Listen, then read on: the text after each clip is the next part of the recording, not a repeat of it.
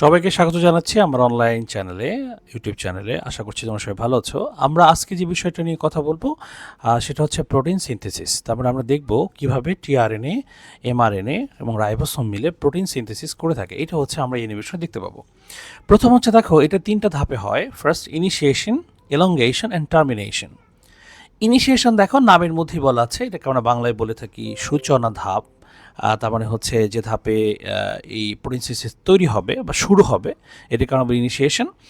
এই ধাপে আসলে যারা কাজটা শুরু করে এরকম কিছু ফ্যাক্টর লাগে, যারা তার মধ্যে যেমন আছে IF3, তারপর আছে IF1, তারপর small sub unit of ribosome লাগবে, টিআরএনএ লাগবে, এমআরএনএ লাগবে তোমার। তো এই যারা আসলে এই কাজটা স্টার্ট করবে তাদেরকে কিন্তু আমরা বলে থাকি ইনিশিয়েশন ফ্যাক্টর। তো ওদের কাজটা কি তুমি এখানে খেয়াল করো যে এখানে কিন্তু এমআরএনএটা এসে স্মল সাব ইউনিটের সাথে বসে গেছে, কিন্তু ট্রান্সলেশন শুরু করার জন্য এখানে একটা স্টার্ট কোডন লাগে, যে কোডনটাকে আমরা বলি AUG। এটাকে শেপে আনার জন্য দেখো এখানে একটা লুপ তৈরি করে ফেলছে এই সাব ইউনিটটা, মানে এই লুপটা তৈরি করতে হেল্প করছে IF3। ও সুন্দর করে একটা শেপ করে দেওয়ার কারণে দেখো AUGটা এখন মাঝখানে চলে আসছে। তার মানে এইটা দিয়ে শুরু হবে মানে ট্রান্সলেশনটা। ওকে, আচ্ছা, এরপর তোমরা জানো যে রাইবোসোমের 3টা প্ল্যাটফর্ম থাকে, একটা A সাইট, একটা P সাইট, একটা E সাইট।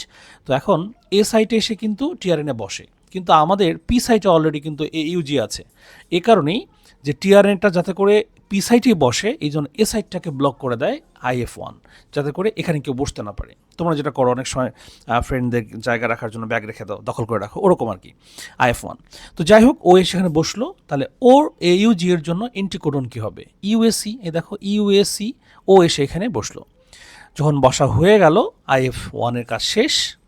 এখন চলে আসবে কি জানো? ওই রাইবোসোমের যে লার্জ সাব ইউনিটটা ছিল সেটা চলে আসবে।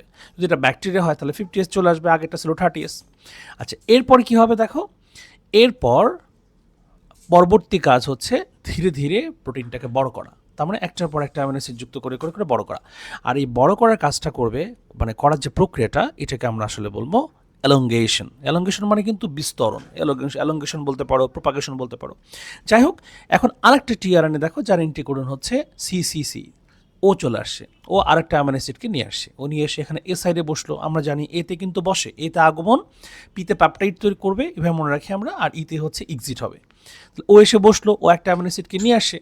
আচ্ছা, এখন মজার ব্যাপার দেখো, এ সাইড কিন্তু ব্লক হয়ে গেছে, তো নতুন করে টিআরএনএ তো বসতে পারবে না। এই জন্য লাগবে এটিপি। এটিপি সে কী করবে?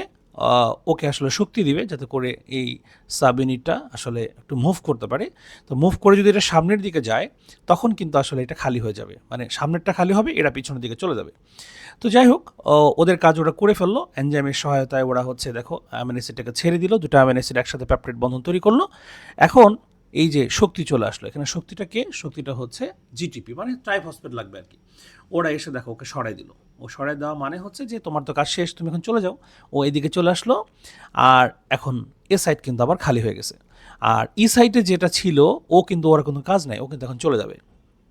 আর এ সাইডে নতুন করে একটা টিআরএনএ, নতুন অ্যামিনো অ্যাসিড নিয়ে চলে আসবে।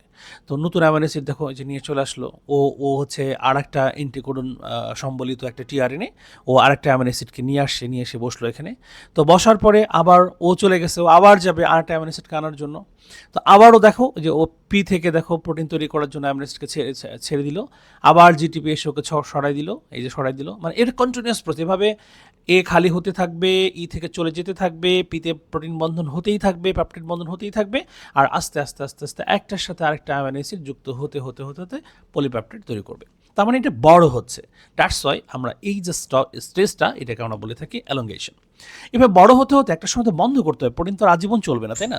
তো এইটা তৈরি করার জন্য, বন্ধ করার জন্য এখন দরকার হবে একটা কোডন, মানে যে কোডনে এসে প্রোটিন সিনথেসিস বন্ধ হবে, ট্রান্সলেশন বন্ধ হবে, সেটাকে আমরা বলে থাকি স্টপ কোডন। এই স্টপ কোডনটা অবশ্যই মনে রাখতে হবে তোমাদের, ইউএএ। এরকম আরও আছে, আমি তোমরা বইয়ের মধ্যে দেখতে পাবা।